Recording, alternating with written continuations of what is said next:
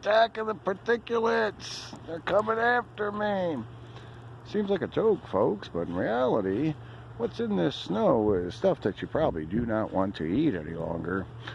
And consequently why so many of these rooms are no longer vacant.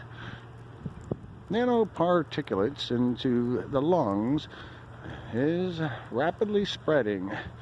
And in reality, not to cause a big fear, not that you'd listen anyways, there are a lot more people that are getting lung problems.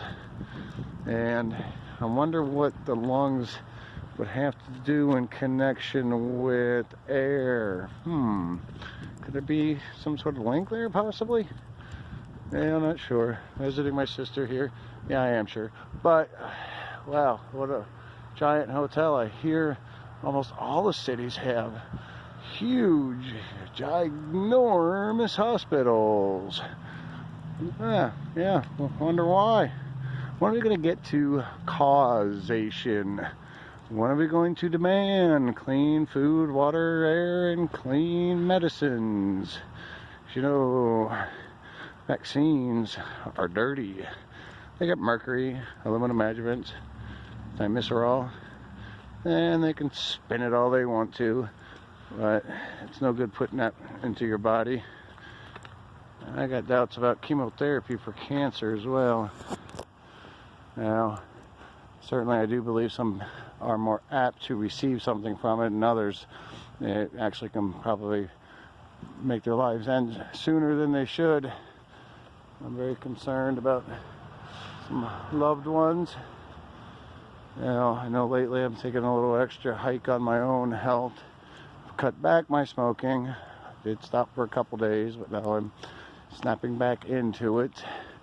But I also am just eating onions like I would an apple, and garbling down garlic cloves. And you know what? It's making me feel better when you can feel the food inside you. But it's just, you just feel the healthiness of it. I could drink whatever back in the day, 15 beers. Guess what? I felt pretty sick from it.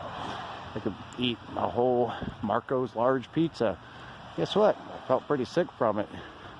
But you know what? I haven't felt sick when I ate a whole onion, when I ate ginger, when I would eat the garlic. It actually feel good.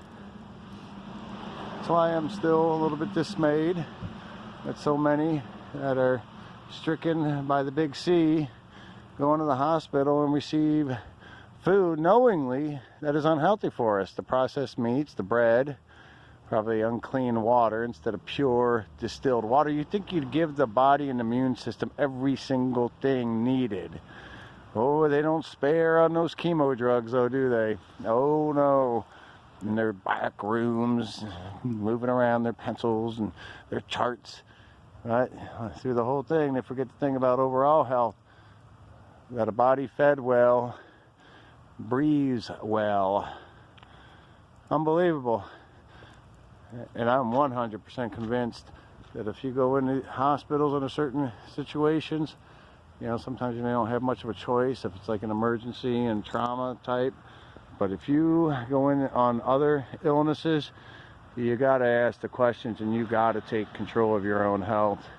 You cannot rely on the new modern medicine that completely ignores what's getting us sick and reversing that, because what's getting us sick is a lack of exercise, not eating healthily, and breathing in dirty air and drinking dirty water. If you don't think the water is dirty, go and test it.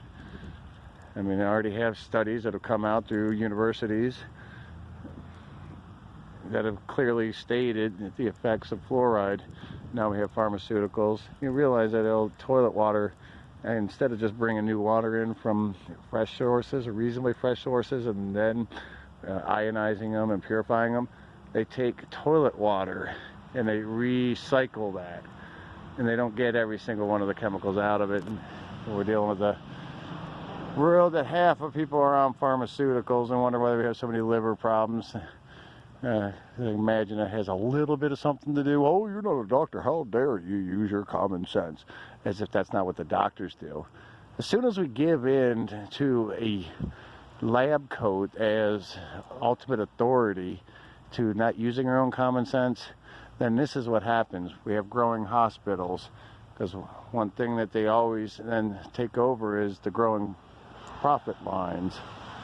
Now, if ever in those situations, make sure you ask the questions, use your own instinct and your own intuition, receive the help, the good help, but then go a little bit further as well. Everybody inside usually has a circadian body rhythm, a knowledge, an instinct of what your body's telling you what would be good for you. Now, cancer is antithesis to that as far as the chemotherapy. Now, I still to this day believe that if chemotherapy were completely replaced with exercise and the best foods on a super strict diet, there'd be more people alive today. And that, my folks, is probably the truth. My folks sound a little stranger than it. Just my folks. It's a sad world in many ways, but I guarantee you that's true.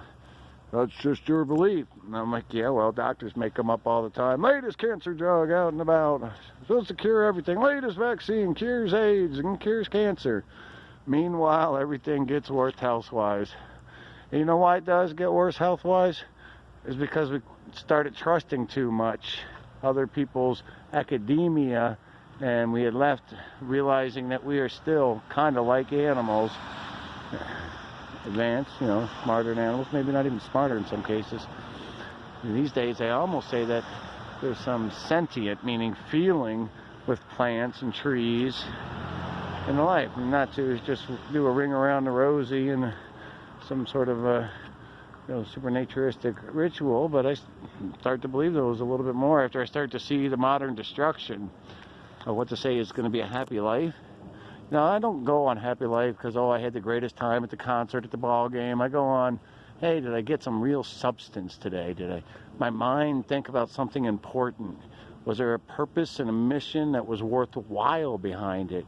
And I'm far from a big advocate, but it doesn't take long to find out very much about my level of advocacy for finding the truth about important messages versus a lot of other people. You can look on my Facebook page, you can look on YouTube, you can ask anybody that's known